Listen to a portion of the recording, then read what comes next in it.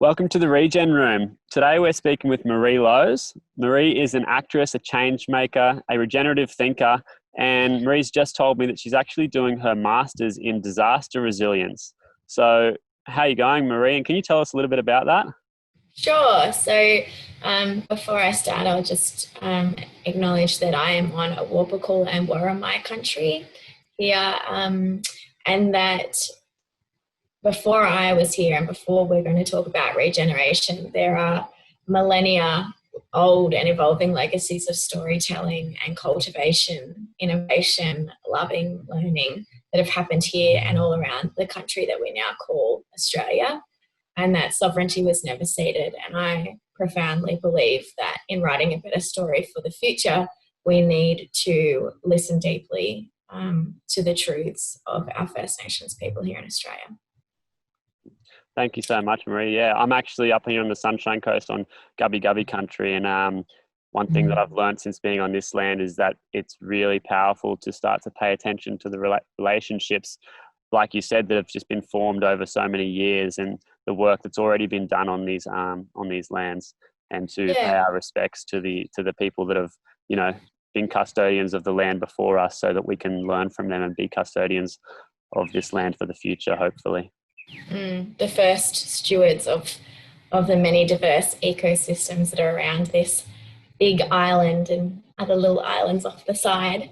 It's interesting. I think it's not just important, but it's necessary, because if that's not where the conversation, if that's not where the listening starts, then we are continuing the legacy of colonization that exists in this country and around the world.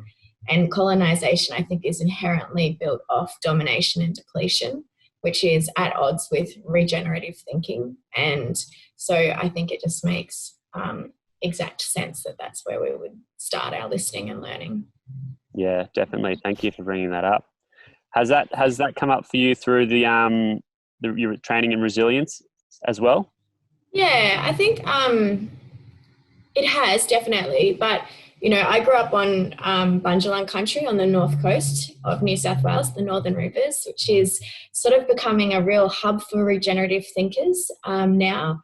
And I can definitely see and feel why. I grew up in the lounge rooms and backyards of very different families to mine.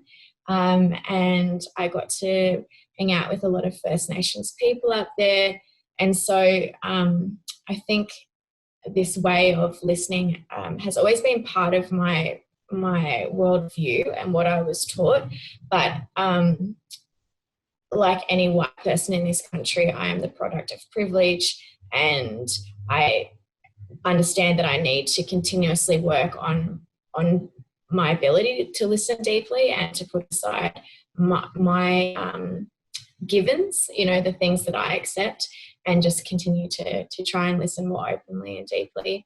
It's definitely come up in my work as a storyteller before I started the Masters in Disaster Resilience and Sustainable Development. And it is coming up in that because with the Masters, for example, so that's through the United Nations training arm and through Newcastle University.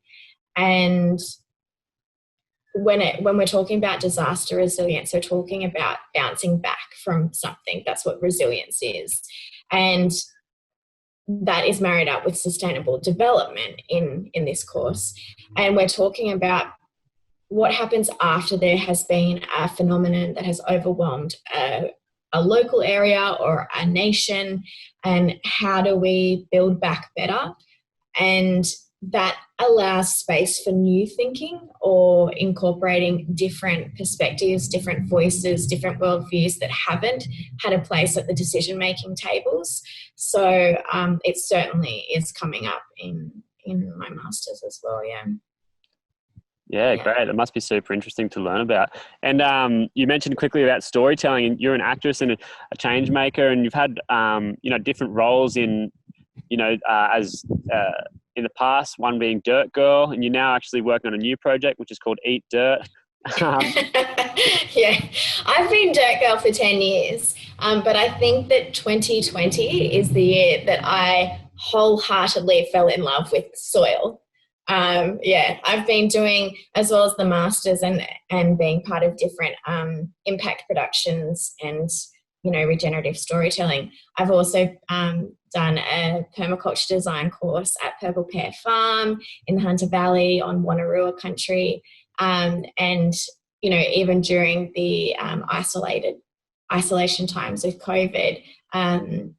I actually got to spend time in my own backyard and cultivate it and observe the ecosystem that was there and all the pollinators and where the shade was, and, you know, and really get my hands into the soil in my own backyard as well. So 2020 is a year about soil for me. It's a massive shift, isn't it? When you change the perspective on dirt to soil, and you understand that it's actually this abundance of life when it's given the right, you know, when it's taken care of. And yeah, when we get out of its way. Yeah, really. Exactly. And you know, that the Eat Dirt project, you're talking about how we can cultivate, you know, and consume food in a different way that's, you know, more in alignment with the natural systems. Can you tell us a little bit about that? Yeah, sure. So there are varied reports, but under our current food production system, approximations are that we have about 60 years of topsoil remaining, which presents huge issues in terms of our ability to grow nutrient-dense food from a human health perspective, but also about food security as well. And that ties into the climate picture, which, you know, the IPCC report has given us a very specific window of time to mitigate loss of biodiversity. And that's not just about loving, you know, beautiful creatures. We are part of ecosystems, and so that really matters for many reasons. So Eat Dirt is really about, the future of how we consume and cultivate food.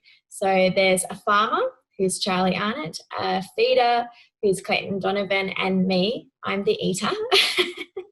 And we're on a mission to find out how in 60 years' time Australia will still be able to cultivate its own food in the soil. And we want to dig into whether what's underneath our feet really can save us all.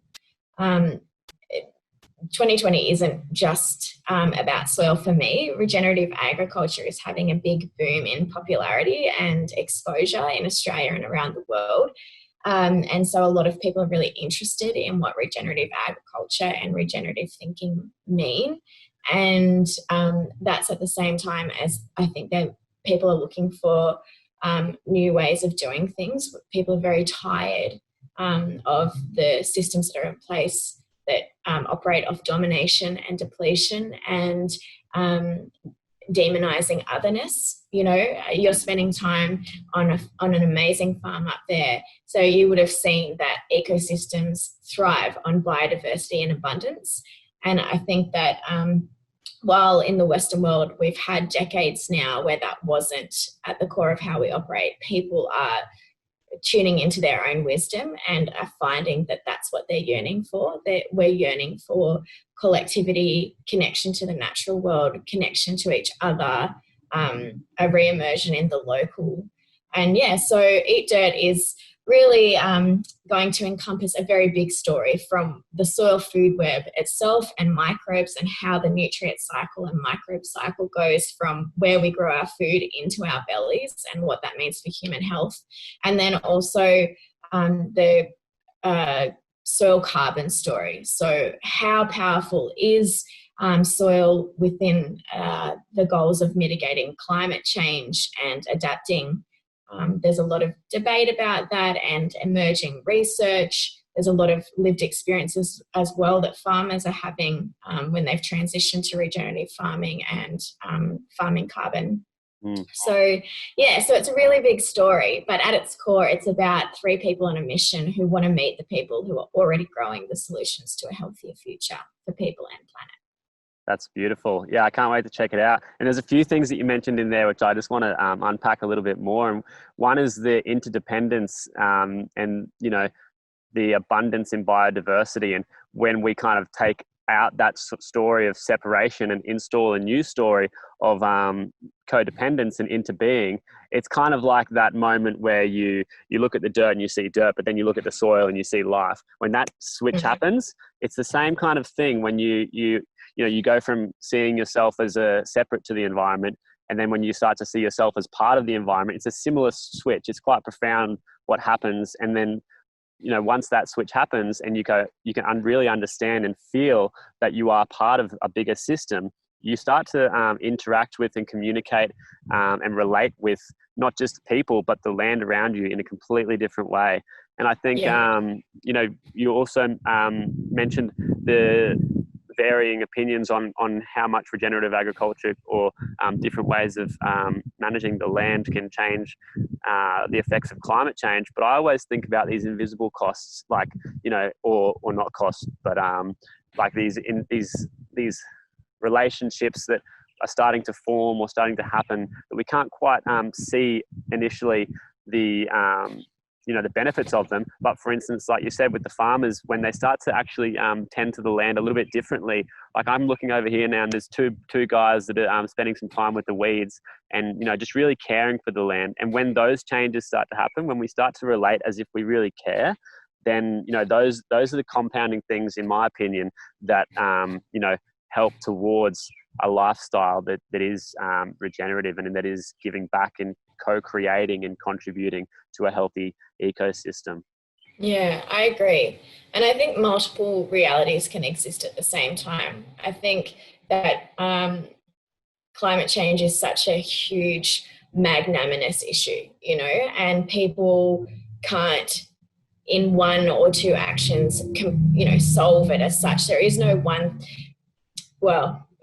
I think I've been thinking about this a lot with the soil story, right?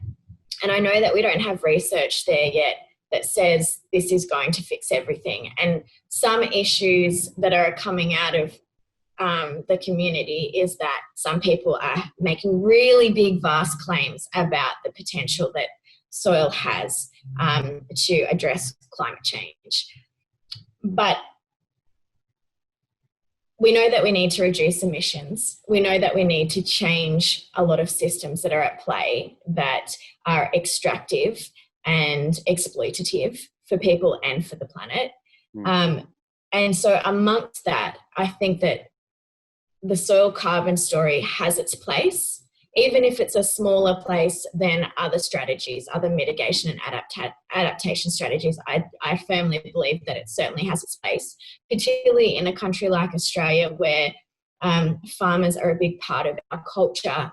They're so important, and we are a petri dish for climate change. We already have people who are, we all are experiencing climate change, but we already have climate refugees in Australia. You can look at the Murray-Darling, you can look at the Torres Strait. This isn't a story about the future, this is a story about now. And by changing the way that we grow food and the way that we consume food, what we value in our food story and how we value our food producers, it's a win-win for everyone, whether we're talking about the health of our soil and our topsoil, whether we're talking about the nutrient density in our food, whether we're talking about the capacity for our soil to have carbon cycle through it, if you want to call that sequestering and rehabilitating the carbon sponge in our soil, whether you're talking about our soil's hydrophile and its ability to hold water. A friend of mine, Charlie Arnott, says we don't have a water issue in Australia, we have a water management issue. And a lot of that comes from the degradation of our soil's capacity to hold water. And so it's all one story. And the regenerative farming revolution that's happening, I think, can only be a good thing for us all. For sure. Yeah. And like you said, you can look around and see the systems that aren't working now. So what's needed then is the courage to take that creative leap into new systems. And, maybe we don't know exactly if these new systems will solve all the problems, but what we do know is that the current systems are not working. So we need to take that creative leap, have the courage to try different things and work together for a cause. And that cause is, the future of life on Earth, really. Absolutely. I agree. And I think that again, I come back to that idea that multiple realities can exist at one time. We do need to be making different consumer choices in our day-to-day lives. We also need to see leadership on a legislative level. We need to see that our decision makers, our elected representatives, are serving the interests of people and not a few select stakeholders who perhaps are economically tied into the old ways of doing things. So again, we need change in multiple ways, on multiple levels. And for me, food is a really great way to stay connected to what's possible and to stay connected to a story of nourishment while we're going through so much change and uncertainty. Yeah, definitely. And I love that, the idea of leadership, and also understanding that leadership can happen at all levels. And something that I get really energized about is community leadership. So I love, connecting with people like you and seeing other people that are really taking on that role as leaders in their own community, in their own bioregions. It's just such a hopeful thing to see. But I just want to shift gears quickly into the next question, and that is around, your journey, this regenerative journey. And I wanted to know, what's one of the biggest lessons you've learned on this regenerative journey?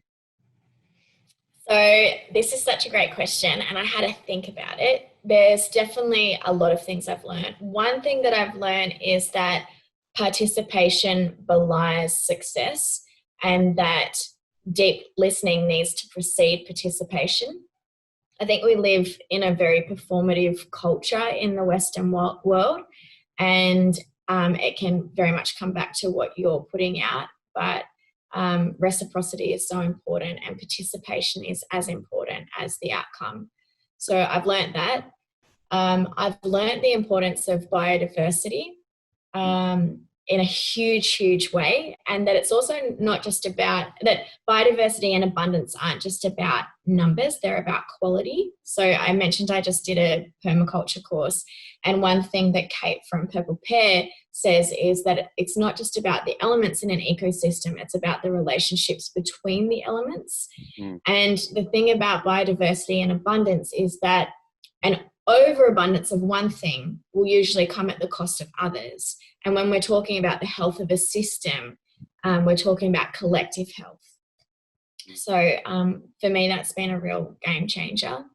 I've learnt that exponential growth of one element is not necessarily a good thing. And for me, that even comes down to what I expect out of myself. I've learnt that rest is important and gentility is important and nourishment is important. It's not just about output and yield, if you want to put it into an agricultural kind of framework. Yeah, well, I'm reading a book at the moment called Designing Regenerative Cultures, and they talk about, Daniel Whale talks about, quantitative growth, and qualitative growth, and how we now as humanity need to go through this transition from, in the past we've been focused on quantitative growth, like more, and now we need to kind of switch to this higher quality of growth. So I think that you're spot on with that point. That has helped me on a personal level as well. I also have been thinking about change. So I have a degree in psychology with a double major in Indigenous studies, which is kind of a crap, term. But through that's how I've kind of ended up at this nexus, this intersection of mental health, environmental education, and storytelling through film and TV. And change is this thing that we all struggle with. And even Dirt Girl, the altar persona that I, hang out in, has talked about this with families. And around this time last year, I went to the Great Barrier Reef with the Climate Council, Tim Flannery, and some amazing change makers. And they were there to help educate people with large spheres of influence, like Simon Baker, Phoebe Tonkin, some incredible people, Lil Madden from Seed Mob, about the realities of climate change, and all get these people on the same page about what we can do so that they can go out and create a diverse network of activists in their own spheres. And while we were there, my my contribution was to help people emotionally process the realities of what we're facing, because it is terrifying. And I started to think about change, and really change is so hard for people, and myself included. And that's when I started to lean into the story of resilience as well. And resilience really is about staying connected to what's possible, right? And so for me, the regenerative agriculture movement and my regenerative journey has really positioned me solidly in that story of what is possible. And if I was to, give a suggestion, one of your questions was, what would I say to other Australians or other people about what they can do right now? I would say try and stay connected to what's possible. There's a term, psychological flexibility, and that's about understanding the full scope of reality, but still moving towards what matters to you. And for me, storytelling helps me do that, and celebrating the good things that other people are doing helps me do that. It helps me stay connected to what's possible. Yeah, I love that. And it's so, it really resonates for me as well, because one of the other things I've done since being on this farm is create a program, which I've done through Regen Room, and it's called Activated Human. And it's mostly made for the change makers and for the regenerators. But in the program, it's a lot of soft skills and a lot of like taking care of yourself, because that's what I've found, of my journey of the last 5 years working with different nonprofits and organizations and community service leaders. It's like all these people are just running themselves into the ground trying to be helpful. And it's beautiful and it's noble. But if we're going to be effective over the next 20, 30 years, we need the longevity. So we really need to be taking care of ourselves, putting our own seatbelts on first. So yeah, that's a beautiful the old plane analogy, put your face mask on first. And it's so true. And I think when you're geared towards community or family, it's so hard to do that. And it's something that, I'm caring for my dad at the moment, so I have a constant daily compromise to make between myself and my husband and my work and my dad and everything, and you mentioned I think it just takes practice. You just got to keep trying. That's the other thing I've learned about change, that in regenerative ag you can see it, but I think it's something that we could all learn from, is that change happens when intention is met with action, but that action takes practice, and you don't get it right the first time, and you need to have dogged curiosity to keep wanting to try. But if we can find that curiosity, it's such an impressive protective factor for us to hang in there and keep going. Yeah, I think that's actually a beautiful way to round out this conversation. It's like keeping that curiosity for how we can change, and just taking care of ourselves along the journey. So yeah, thank you so much, Maree. Oh, it's a pleasure. It's such a pleasure. Thanks so much. And I can't wait to one day come and visit that beautiful farm that you're on. It looks spectacular. I want to eat something that you've grown there. Oh, it's so good. I kind of, I've got a pretty basic setup here in terms of living conditions, but it's like, it doesn't matter, because I walk out and I go to the garden, and we have a community garden, which we do every Wednesday afternoon. So I'll be in there this afternoon, and it's pretty abundant at the moment. So I can just walk out there and, get myself some kale, some cherry tomatoes and some snap peas, and make a salad that's just, it's full of all the micronutrients as well, because I've just picked it straight out of the garden. And yeah, it's really amazing. And I'd love to have you up here. And I think that when we're working on some stuff up here as well. So hopefully in the future, Craig, the guy that owns the farm, he really wants to show leadership as well in the community. So there's some interesting things happening. And hopefully when these borders open and all this craziness settles, there'll be this emergence of hopeful projects and collaboration and just beauty. That's so cool. I would love to come check it out. And you've kind of given me a point that I would love to finish on, which is being connected with your local. So ideas and bigger projects that are happening elsewhere are amazing. But if we make our local our playground, and the place that we explore what's possible, I think that that's definitely the way to go at this point in time. Yep, you're spot on. Thanks, Maree. Awesome. See ya. Have a great one.